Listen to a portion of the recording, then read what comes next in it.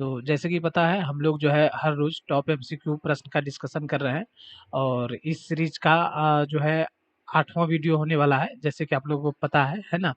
तो आज जो है इससे पहले जो है हम लोगों ने तकरीबन कितना 300 प्रश्न का डिस्कशन कर लिया था, यानी 400 प्रश्न का। और आज जो है 400 प्रश्न से आगे की प्रश्न का डिस्कशन जो है हम लोग करने वाले हैं। तो जैसे कि आप लोगों को पता है कि ये जो आने वाले इसरो के एग्ज़ाम है, उनको लेकर जो है कराया जा रहा है और काफ़ी अच्छे प्रश्न इसमें ऐड किए गए हैं, जो कि एग्ज़ाम में पूछे जाते हैं और जिसकी पूछने की पूरी संभावना है। और बहुत सारे ऐसे प्रश्न हैं जो कि पूछे भी गए हैं, तो आप वीडियो को मिस मत कीजिए। अगर आप तैयारी कर रहे हैं, आप मैकेनिकल ट्रेड से हैं, तो आपको जो है यह वीडियो देखना चाहिए और अपनी तैयारी को इम्प्रूव करना चाहिए, क्योंकि आप तैयारी प्रॉपरली छोड़ देते हैं तो फिर आपको जो है दिक्कत होने वाला है। तो रेगुलर रहिए, अपडेट रहिए, क्योंकि एग्ज़ाम तो कभी भी हल्का-सा पैंडेमिक सिचुएशन अगर नॉर्मल होगा, तो एग्ज़ाम तो होना ही है आपका। और जो संभावित डेट भी मैंने बताया है वीडियो में, तो तकरीबन आपका जो है अगस्त-सितंबर के आसपास अराउंड, मतलब यही मान के चलिए कि उसी के आसपास जो है आपका एग्ज़ाम जो है कभी भी हो सकता है। और ये सीरीज़ जो चलाया जा रहा है, पिछले कई दिनों से चलाया जा रहा है। जो पहली बार आए हैं, तो उसको पता होना चाहिए कि तकरीबन हम लोगों ने जो है 8 या 9 वीडियो जो है, हाँ 9 वीडियो 8 वीडियो जो है 8 वीडियो अपलोड जो है चैनल पे हो चुका है, तो आप उसको भी जाके देख सकते हैं। चलिए शुरू करते हैं।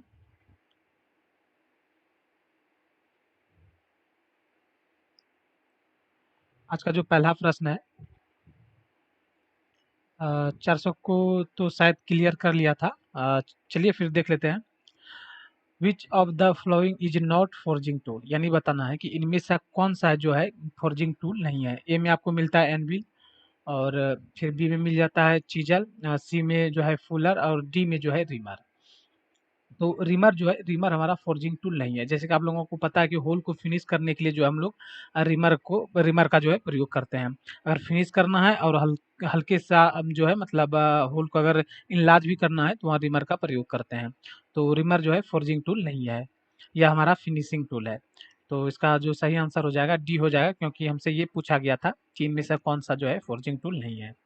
चलिए अगला प्रश्न देखते हैं। अगला प्रश्न है, निम्न में से कौन सी प्रक्रिया सामग्री को नरम बनाती है, यानी which of the flowing process softens the content, यानी जो है सॉफ्ट, जो सॉफ्टनेस करता है, यानी जो है नरम बनाता है, तो वो कौन सा हो जाएगा? हीटिंग हो जाएगा, जो कि ऑप्शन सी में मिल जाता है। तो यहाँ आप लोगों को कन्फ्यूजन होता होगा कि हीटिंग है क्या। जैसे आप लोग पता होगा कि नरम करने की प्रक्रिया जो वह होता है एनलिंग होता है। तो एनलिंग हीटिंग, तो ये जो हीटिंग है या हीट और ट्रीटमेंट का ही प्रोसेस है। तो यहाँ एनलिंग नहीं दे के जो है हीटिंग दिया गया है, तो आप हीटिंग की ओर जा सकते हैं। और वैसे जर्मनी नॉर्मली अगर पूछे, तो जनरली जो होता क्या है कि वहाँ पे जो है नॉर्मलाइज अगर ऑप्शन में मिल जाए, तो आप नॉर्मलाइज की ओर जा सकते हैं। सॉरी, नॉर्मलाइज नहीं, एनलिंग की ओर जा सकते हैं आप। अगला है, कठोरीकरण प्रक्रिया के बाद कठोरता को कम और प्रत्यास्थता को बढ़ाने के लिए निम्न में से कौन सी प्रक्रिया अपनाई जाती है, यानी जो है जब हम हार्डनिंग का प्रोसेस करते हैं, उसके बाद क्या है कि टफनेस को जो है कम करके इलास्टिसिटी जो बढ़ाते हैं, उसे क्या कहता है? तो इसका जो सही आंसर हो जाएगा यही हो जाएगा, यानी प्राकृतिकरण हो जाएगा। अगला है, इंडियन स्टैंडर्ड स्क्रू थ्रेड की सिंगल डेप्थ होती है, यानी Indian standard screw thread has a single depth, यानी जो है इंडियन स्टैंडर्ड का जो है स्क्रू थ्रेड का जो सिंगल डेप्थ होता है वह कितना होता है? तो इसका जो सही आंसर हो जाएगा वह ऑप्शन बी में मिल जाता है, 0.613 पी हो जाएगा। यानी जो है अगर 0.6134 में अगर पिच को मल्टीप्लाई कर दें, तो वह जो है मिल जाएगा हमको। तो इसका जो बी जो है सही आंसर हो जाएगा। अगला है, किसी थ्रेड की न्यूनतम व्यास निम्न में से क्या होता है, यानी जो है कोई थ्रेड है उसका न्यूनतम व्यास क्या होगा? तो इसका जो सही आंसर हो जाएगा वह हो जाएगा बी हो जाएगा, यानी स्मॉल डायमीटर जो है न्यूनतम व्यास। और अधिकतम की बात करें तो वहाँ जो है लार्जर डायमीटर जो है, लार्ज डायमीटर अधिकतम व्यास हो जाएगा। अगला है, आकार देने वाली मशीन में निम्न में से कौन सा आदान प्रदान करता है? तो इसका जो सही आंसर हो जाएगा वह रैम हो जाएगा। अगला प्रश्न है, किसी सेपर में निम्न में से किस पुर्जे को समायोजित कर टेबल के ऊपर नीचे किया जाता है। यानी जो है आपको बताना है कि सेपर में वो कौन सा पुर्जा होता है जो जो है एडजस्ट करके टेबल को ऊपर नीचे किया जाता है। तो वहाँ जो है क्रॉस रेल का प्रयोग करते हैं, जो कि ऑप्शन सी में मिल जाता है। चलिए अगला प्रश्न देखते हैं। अगला प्रश्न है सेपर में प्रयुक्त मैकेनिज्म में निम्न में क्या शामिल नहीं होता है। इन्हें बताना है कि सेपर का जो प्रयुक्त उसमें जो मैकेनिज्म का प्रयोग करते हैं उसमें क्या जो है शामिल नहीं होता है। तो वहाँ जो है ऑप्शन ए में मिल जाता है हाफ नट मैकेनिज्म जो है शामिल नहीं होता है। बाकी बाद फ्रैंक और खांचे से संबंधित मैकेनिज्म होता है, हाइड्रोलिक मैकेनिज्म होता है, व्हिटवर्थ मैकेनिज्म होता है, लेकिन हाफ नट मैकेनिज्म नहीं होता है। अगला है बुल गियर बैक में और खांचेदार लीवर मैकेनिज्म निम्न में से कैसे घूमता है। यानी आपको बताना है कि बुल गियर बैक में और खांचेदार लीवर मैकेनिज्म निम्न में कैसे घूमता है। तो इसका जो सही आंसर हो जाएगा 408 का वह हो जाएगा सी हो जाएगा, यानी जो है एक रूप कोणीय गति में घूमता है। तो इसका जो सही आंसर सी हो जाएगा। अगला है सेपर के क्विक रिटर्न मोशन मैकेनिज्म में सामान्य तौर पर निम्न में किस अनुपात का प्रयोग किया जाता है। यानी जो है सेपर का क्विक रिटर्न मोशन का जो मैकेनिज्म का जो सामान्य अनुपात होता है वह कितना होता है। तो यह जो है 3:2 होता है, यानी जो है 409 का जो सही आंसर हो जाएगा वह 3:2 यानी कि डी हो जाएगा। अगला है सेपर का आकार निम्न में से किसके द्वारा निर्धारित होती है। यानी जो सेपर को कैसे स्पेसिफाइड करते हैं। तो इसका जो सही आंसर हो जाएगा 410 का ए ही हो जाएगा, यानी अधिकतम आघात की लंबाई यानी मैक्सिमम शॉक लेंथ से या जितना शॉक लेंथ सह सकता है जो है उसकी शॉक लेंथ की जो लंबाई होती है उसके द्वारा जो है सेपर को स्पेसिफाई करते हैं। अगला है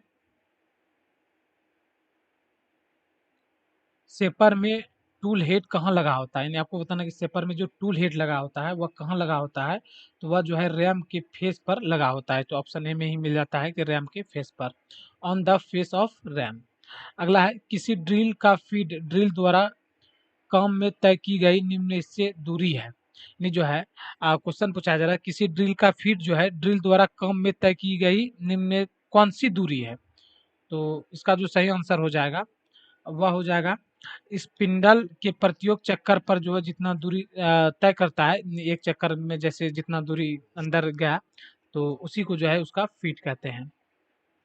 अगला है निम्न में से हल्की धातु कौन सा है। यानी द लाइट मेटल इज जो सबसे हल्की धातु होती है वह एल्युमिनियम होती है, जो कि इसका आंसर ए में मिल जाता है। सबसे भारी धातु की बात करें तो वह जो है लेड होता है। ठीक है। अगला है किसी टूल की ब्रिटलनेस कम करके टफनेस बढ़ाने को क्या कहते हैं। नहीं जो है कोई टूल है उसका ब्रिटलनेस नहीं भंगुरता कम करके जो है टफनेस बढ़ाते हैं तो उसे जो है टेम्परिंग कहते हैं। तो ऑप्शन ए में मिल जाता है, सॉरी सी में मिल जाता है टेम्परिंग। अगला है एक्मी थ्रेड का कोण कितना होता है। यानी जो है the acme screw is the angle of the thread. तो इसका जो कुल होता है कितना होता है 29 डिग्री होता है। और बीएसपी या बीएसएफ का जो होता है इस सब का कितना होता है 55 डिग्री होता है। और मीट्रिक थ्रेड का जो होता है कितना 60 डिग्री होता है, जिससे भी याद रखेंगे। और जो 47.5 डिग्री होता है या जो होता है बीए का होता है ब्रिटिश एसोसिएशन का होता है, जिससे भी याद रखेंगे। अगला है बीए स्क्रू थ्रेड का एंगल कितना होता है। तो बीए का जो हो जाएगा कितना 47.5 हो जाएगा। तो इसका जो सही आंसर हो जाएगा सी हो जाएगा। अगला प्रश्न है बीएसडब्ल्यू स्क्रू थ्रेड का सिंगल डेप्थ होती है। यानी जो बीएसडब्ल्यू का जो स्क्रू थ्रेड होता है उसका सिंगल डेप्थ क्या होता है। तो वह जो है 0.6403 पी होता है। तो ऑप्शन डी में मिल जाता है कितना हो जाएगा 0.6403 पी हो जाएगा। चलिए अगला प्रश्न है सिंगल स्टार्ट थ्रेड में यानी सिंगल स्टार थ्रेड में क्या होता है लीड और पिच बराबर होते हैं और lead and pitch are equal, यानी लीड और पिच जो है इक्वल होता है। और अगर डबल स्टार्ट की बोले तो वहाँ लीड बराबर जो होता है 2p होता है। ठीक। और यही ट्रिपल में बोले तो लीड बराबर जो है 3p हो जाएगा। और 4 स्टार्ट में बोले तो लीड बराबर जो है 4p हो जाएगा। यानी जो है पिच जो है अगर लीड जितना है पिच उतना हो जाएगा। ठीक है। जितना स्टार्ट बोले पिच जो है उतना गुना होगा। चलिए अगला प्रश्न है जॉकी पुली का प्रयोग क्या आता है। यानी जॉकी पुली का प्रयोग जो है किस लिए करते हैं। उसका जो सही आंसर हो जाएगा पुली पर बेल्ट की स्पर्श की चाप को बढ़ाने के लिए। तो इसको हल्का सा डिटेल में क्लियर कर लेते हैं। देखिए, यह मान के चलिए हमारा कोई ड्राइवर पुली है और यह जो है ड्रिवन पुली है। इसमें यहाँ कोई बेल्ट यानी पट्टा लगा हुआ है और इसे मैंने लूज इसलिए बताया ताकि बताने के लिए।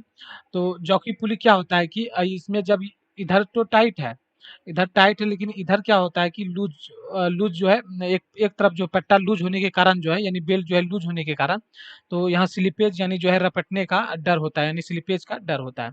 तो यहाँ क्या करते हैं, यहाँ जो एक प्रकार से जो है इस तरह से दबाव देके जो है एक पुली और लगाते हैं, जॉकी पुली, ताकि यहाँ जो इस प्रकार तब बेल्ट जो है जॉकी लगाने के बाद जॉकी पुली इस प्रकार से हो जाता है, टाइट में हो जाता है। तो नीचे से दबाव देके लगा देते हैं कि ताकि जो हमारा बेल्ट स्लिप ना हो सके। यही जो है जॉकी पुली का मेन काम होता है कि इस प्रकार से अगर लूज है तो फिर इसे जो है यहाँ से जो है इस प्रकार से दबाव देके जो है यहाँ सेट कर देंगे तो कुछ बेल्ट हमारा इस प्रकार से टाइट हो जाएगा, जो कि स्लिपेज का खतरा खत्म हो जाएगा। तो यही वही पूछा गया कि जॉकी पुली का प्रयोग क्या होता है। तो पुली पर बेल्ट की स्पर्श की चाप को जो है बढ़ाने के लिए वहाँ जो है जॉकी पुली का प्रयोग करते हैं। चलिए अगला प्रश्न देखते हैं। अगला प्रश्न है, किसी बेसिक साइज पर स्वीकृत अधिकतम साइज को क्या कहते हैं? तो इसका जो सही आंसर हो जाएगा वह ये जो हो जाएगा टॉलरेंस, यानी जो है किसी बेसिक साइज पर जो स्वीकृत अधिकतम साइज दिया जाता है तो उसे टॉलरेंस कहते हैं। मान के चलिए कि आपको 25 mm का कोई दे दिया शाफ्ट बनाने के लिए, आप इसे बनाइए और इस पे जो छूट दिया गया है या प्लस में दिया गया 0.05 mm, मान के चलिए ये दिया गया है, और इसका जो न्यूनतम साइज भी कुछ दिया जाता है, जैसे माइनस में दे दिया 0.04 कुछ दे दिया ऐसे। तो यहाँ पूछा गया कि जो ये बेसिक साइज पर जो स्वीकृत अधिकतम सीमा हो आपको, अधिकतम सीमा तो इसका ये हो गया, अधिकतम सीमा जो दिया जाता है उसे क्या कहते हैं? तो उसे जो है टॉलरेंस कहते हैं, क्योंकि आप जो है या आप शाफ्ट को जो है 25 mm अगर आप नहीं बना सकते हैं तो 25.0.05 mm यानी जो है इतना बड़ा आप बना सकते हैं, तो आपके पार्ट को जो है एक्सेप्ट कर लिया जाएगा। तो ये आपको क्या मिल गया, छूट मिल गया, जिस टॉलरेंस मिल गया, तो इसी को जो है टॉलरेंस कहा जाता है। अगला है, फिटिंग पार्ट्स के बीच जानबूझकर रखे जाने वाले अंतर को क्या कहते हैं? तो उसे जो है अलाउंस कहा जाता है। अगला है, निम्नलिखित में से नंबर ड्रिल के सेट के लिए सही रेंज क्या है? यानी जो है नंबर ड्रिल के सेट के लिए जो है सही रेंज कौन सा है? तो ये 427 का जो सही आंसर हो जाएगा, इसका आंसर हो जाएगा 180 नंबर तक, यानी जो है नंबर का जो ड्रिल पाया जाता है वो 1 से लेकर जो है 80 नंबरों तक पाए जाते हैं, और लेटर साइज का जो ड्रिल होता है वह ए से लेकर जो है जेड तक पाया जाता है। तो दोनों चीजें आप याद रखेंगे। अगला है, सबसे छोटे नंबर साइज का ड्रिल क्या होता है? यानी जो है आपको सबसे छोटे नंबर साइज ड्रिल का जो है उसका साइज बताना है कि उसका साइज जो है कितना होता है। तो वहाँ जो उसका साइज होता है वह 0.35 होता है, सबसे छोटे नंबर साइज ड्रिल का आकार। सबसे बड़े लेटर साइज ड्रिल का आकार क्या होता है? अब देखिए यहाँ पूछा गया कि the largest letter size drill is, तो यह जो होता है वह 10.49 mm होता है। तो इसे भी याद रखेंगे, यानी लेटर साइज के लिए पूछा गया और सबसे बड़ा पूछा गया है। एक रेल ट्रैक की ड्रिलिंग करनी है, यानी जो है एक रेल ट्रैक है उसका ड्रिलिंग करनी है, जहाँ पर इलेक्ट्रिक सप्लाई नहीं है, वहाँ कोई भी बिजली जो है उपलब्ध नहीं है। निम्नलिखित में से कौन सी ड्रिलिंग मशीन का प्रयोग करेंगे? यानी जो है आपको एक रेल ट्रैक, जानते हैं कि बहुत जो है कहीं कहीं ऐसी स्थिति होता है कि जंगल उंगल में रेल ट्रैक को ड्रिलिंग करना होता है जहाँ की बिजली का कोई सुविधा नहीं होता है। तो वहाँ जो उस प्रकार की स्थिति में जो है ड्रिलिंग करने के लिए कौन सा ड्रिलिंग मशीन का प्रयोग करेंगे? तो वहाँ जो है रेचेट ड्रिलिंग मशीन का प्रयोग करते हैं, जो कि ऑप्शन सी में मिल जाता है। अगला है, टेलीस्कोप गेज का प्रयोग किस रेंज में सुराख को मापने के लिए किया जाता है? यानी टेलीस्कोप गेज का प्रयोग जो है किस रेंज के सुराख को मापने के लिए करते हैं? तो वहाँ जो है 12.7 से लेकर 152.4 mm तक की करते हैं, और 12.7 से नीचे के लिए जो है वहाँ जो है स्मॉल हॉल गेज का प्रयोग करते हैं। तो टेलीस्कोप गेज के द्वारा जो है 12.7 से लेकर 152.4 mm तक को माप सकते हैं। चलिए अगला है, स्टील को उसके उच्च क्रिटिकल तापमान पर गर्म करने के बाद कमरे के तापमान में धीरे-धीरे ठंडा करने को क्या कहते हैं? यानी जो है ये हीट ट्रीटमेंट का सवाल है। स्टील को जो उसको उसका जो अपर क्रिटिकल तापमान है उस पे गर्म करते हैं, और गर्म करने के बाद जो है कमरे यानी रूम टेम्परेचर पे धीरे-धीरे ठंडा होने देते हैं, तो उसे क्या कहते हैं? तो इसका जो सही आंसर हो जाएगा नॉर्मलाइजिंग, इसका सही आंसर हो जाएगा, जो कि ऑप्शन सी में मिल जाता है। चलिए अगला प्रश्न है, स्टील में फाइन ग्रेन स्ट्रक्चर बनाने वाली विधि को क्या कहते हैं? यानी जो है स्टील में फाइन ग्रेन स्ट्रक्चर जो बनाते हैं जिस विधि द्वारा, उस विधि को जो है क्या कहते हैं? तो उसे जो है नॉर्मलाइजिंग कहा जाता है। तो ऑप्शन सी में मिल जाता है नॉर्मलाइजिंग। अगला है आयरन और कार्बन के मिश्रण को क्या कहते हैं? यानी आयरन और कार्बन का जो मिश्रण होता है उसे क्या कहते हैं? तो उसे जो है स्टील कहा जाता है। यानी स्टील जो है आयरन और कार्बन के मिश्रण से बनता है। अगला है एनलिंग करने का मुख्य उद्देश्य क्या होता है? यानी जो हम लोग जो एनलिंग करते हैं हीट ट्रीटमेंट में, तो उसका मुख्य जो पर्पस होता है, उसका उद्देश्य होता है, क्या होता है? तो उसका जो है मशीनिंग गुणों में सुधार करना। तो यह जो है एनलिंग का मुख्य उद्देश्य हो जाता है। अगला है फाइल में अपकट दांते कितनी डिग्री पे कटे होते हैं? यानी जो है फाइल में जो अपकट दांते कटे होते हैं वह कितने डिग्री पे कटे होते हैं? तो वह जो है 60 डिग्री पे कटे होते हैं। तो इसका जो बी हो जाएगा सही आंसर हो जाएगा। अगला है ठोस संग्राहक कौन सा है? तो ग्रेफाइट हो जाएगा। जैसे कि बताया कि संग्राहक जो है 3 प्रकार से होता है। एक होता है सॉलिड होता है, उसके बाद एक होता है सेमी सॉलिड और एक होता है लिक्विड स्नेहक। तो इसमें पूछा गया कि जो सॉलिड के अंतर्गत होता है तो वो कौन सा होगा? वह ग्रेफाइट हो जाएगा इसका सही आंसर।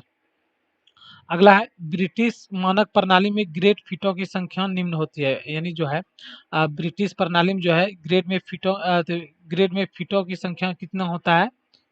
तो यहाँ जो है 21 प्रकार से ग्रेड फीट पाया जाता है ब्रिटिश प्रणाली में।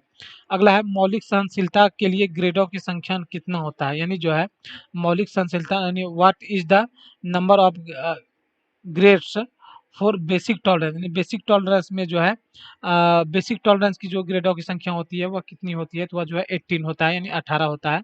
ऑप्शन ए में मिल जाता है। अगला है 1.5 mm पिच वाली एम 10 चूड़ी की कटिंग के लिए ब्लॉक का जो व्यास होगा वह कितना होगा?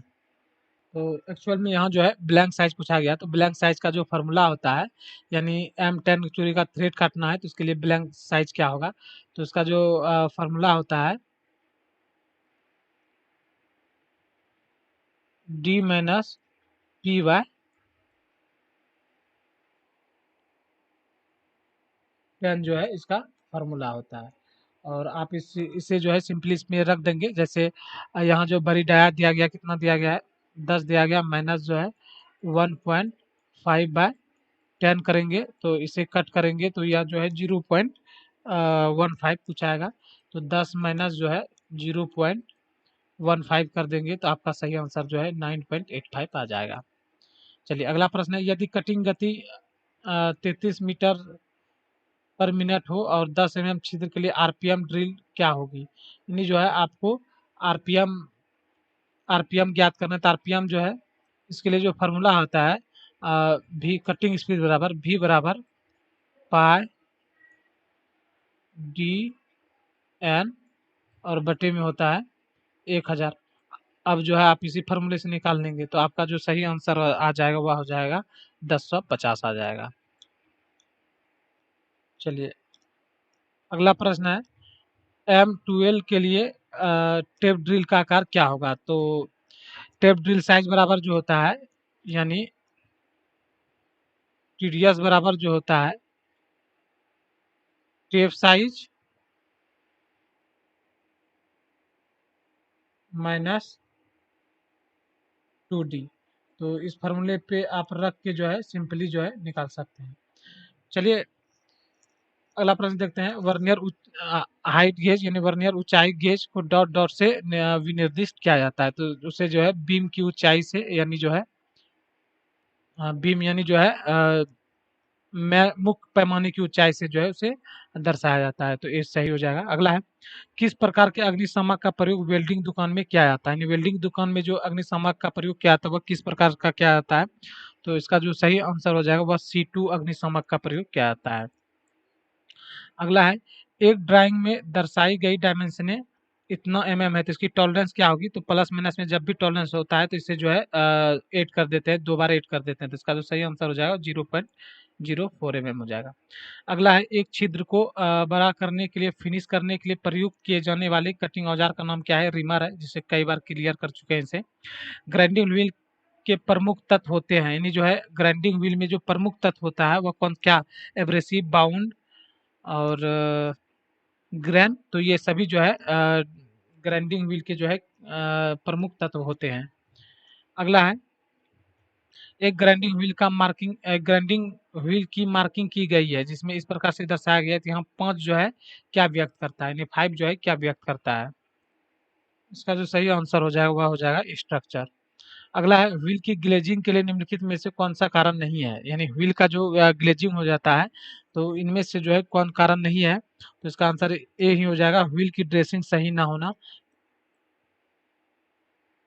चलिए अगला प्रश्न देखते हैं, ग्राइंडिंग व्हील की ड्रेसिंग और टूइंग, यानी जो है ग्राइंडिंग व्हील का ड्रेसिंग और टूइंग जो होता है वह जो है एक ही साथ समन से की जाती है, तो इसका आंसर जो है बी सही हो जाएगा। अगला है, स्ट्रक्चर कितने प्रकार के होते हैं, यानी ग्राइंडिंग व्हील में जो स्ट्रक्चर होते हैं वह जो है कितने प्रकार के होते हैं, तो स्ट्रक्चर जो है 1 से लेकर 16 नंबर तक पाए जाते हैं। अगला है, किसी होल के सिरे को बेवल करने की प्रक्रिया को क्या कहते हैं, तो उसे जो है काउंटर सिंकिंग कहते हैं। अगला है, ड्रिल के स्लिप पर टेपर कटा होता है, तो वहाँ जो है किस प्रकार का टेपर कटा होता है, मोस्ट टेपर कटा होता है। बीए टेप सेट में टेप होते हैं, बीए टेप सेट में टेपों की संख्या कितनी होती है, तो वहाँ जो होता है वह 2 होता है। तो चलिए आज का वीडियो में बस इतना ही, 50 क्वेश्चन ही, क्योंकि जैसे कि आप लोगों को पता होगा कि हर रोज जो टारगेट होता है वह 100 का होता है। तो आज कुछ प्रॉपरली जो है कुछ वर्क होने के कारण जो है पूरी वीडियो को जो है नहीं कर पाएंगे। तो कल जो है कल इसे पूरा कर लेंगे और उसके बाद फिर नेक्स्ट का वीडियो अच्छे से चलेगा। ठीक है, तो चलिए आज के लिए इतना ही।